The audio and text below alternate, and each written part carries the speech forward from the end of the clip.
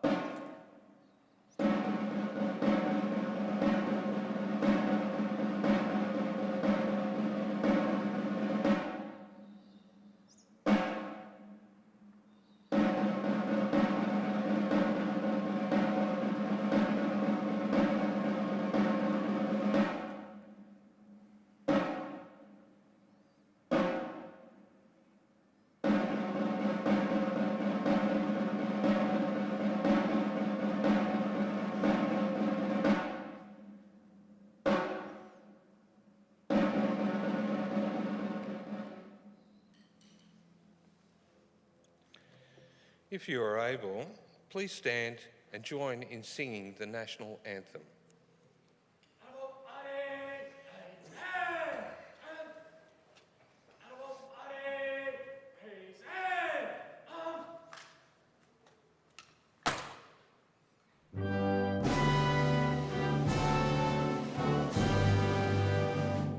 Australians, oh let us rejoice, for we are one and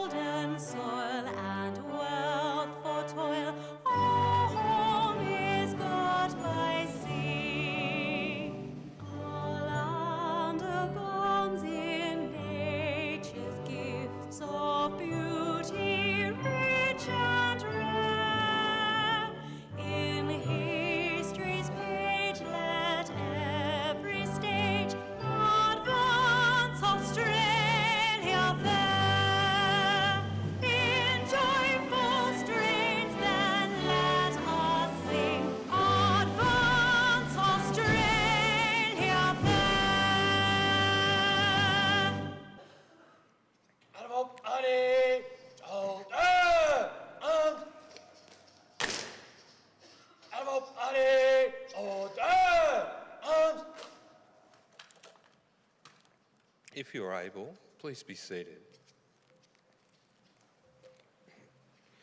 The Australian War Memorial was the vision of Charles Bean, Australia's First World War official historian.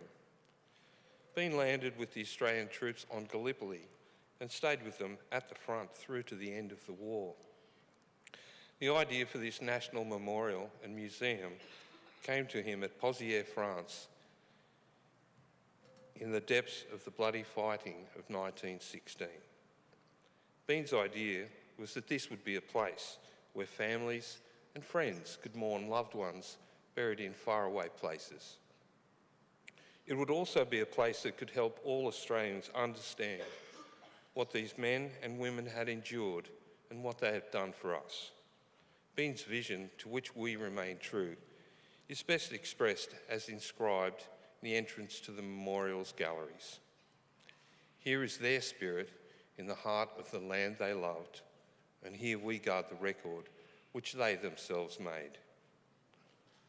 Tonight we'll read the story behind just one of those on the Roll of Honour, which lists the names of more than 103,000 men and women who have given their lives for us in war and on operations over more than a century. But first we present a lament, Flowers of the Forest.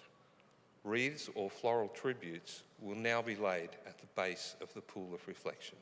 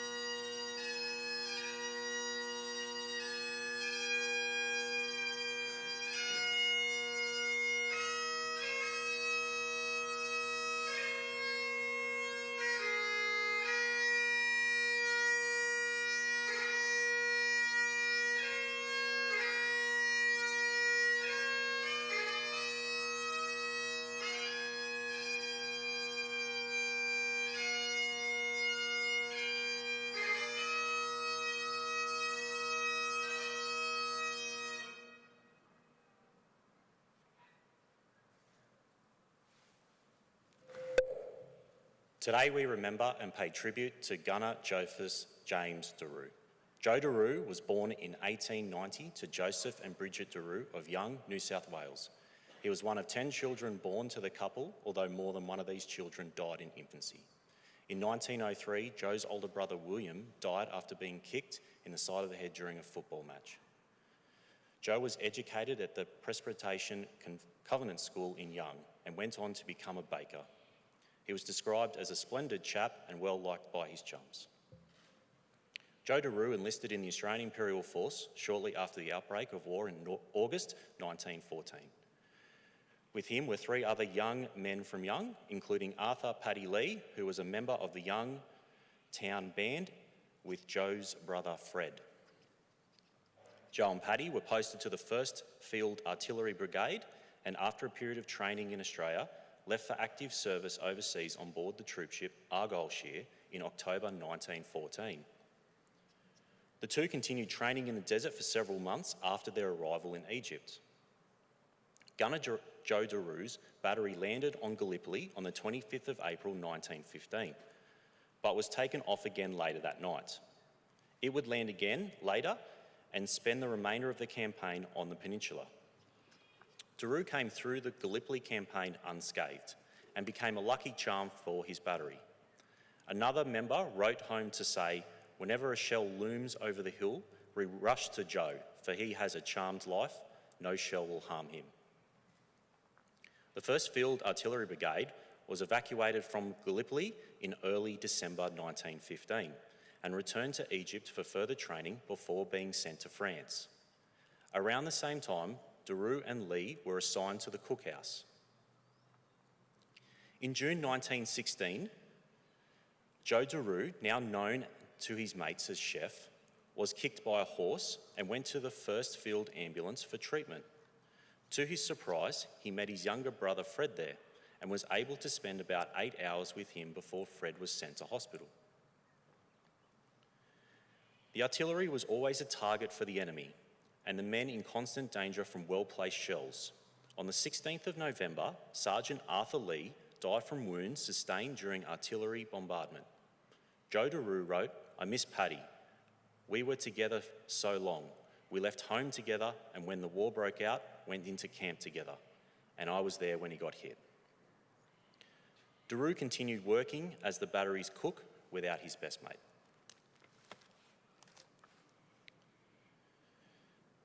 Gunner Joe Dirou retained his cheerful personality and was described as having a gentle, happy disposition, and never failed to cheer up the boys when things looked blue in the trenches.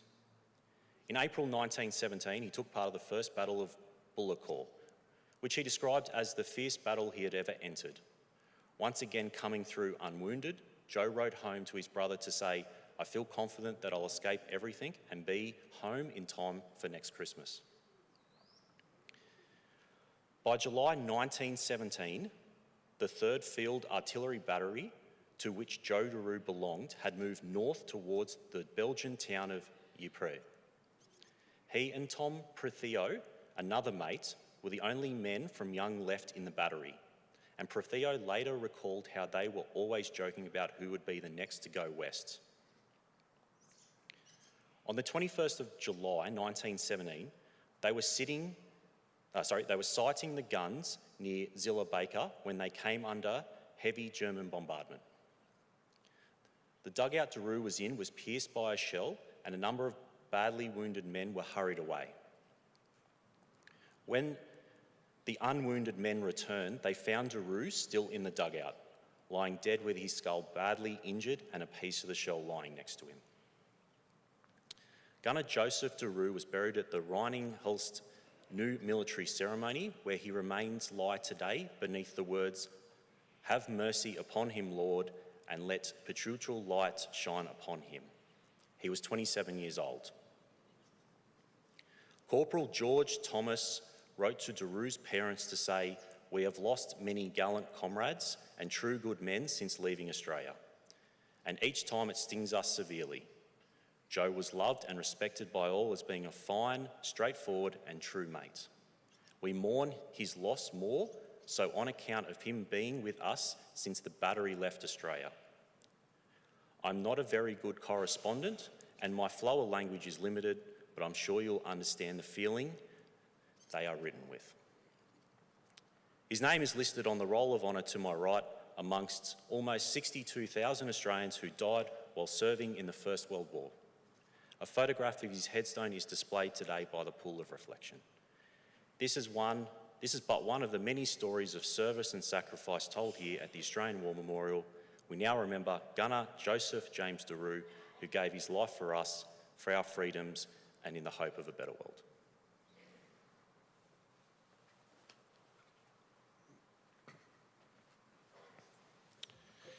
If you are able, please stand for the reading of the Ode and the sounding of the last post.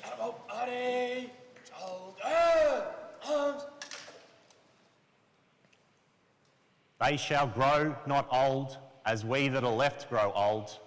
Age shall not weary them, nor the years condemn.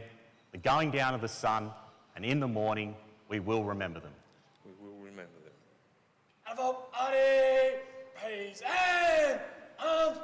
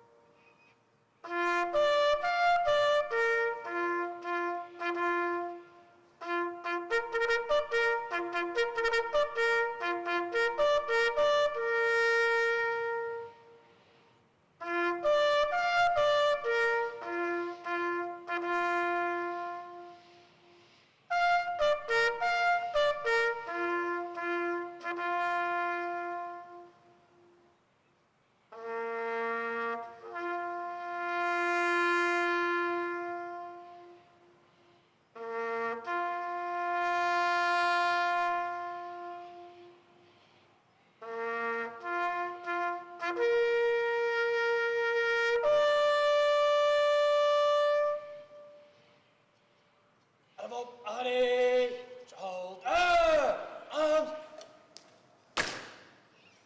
Lest we forget. Lest we forget.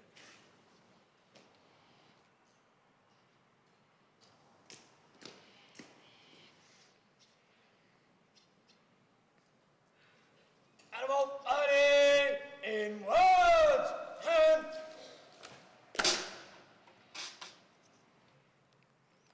advocate, quick march.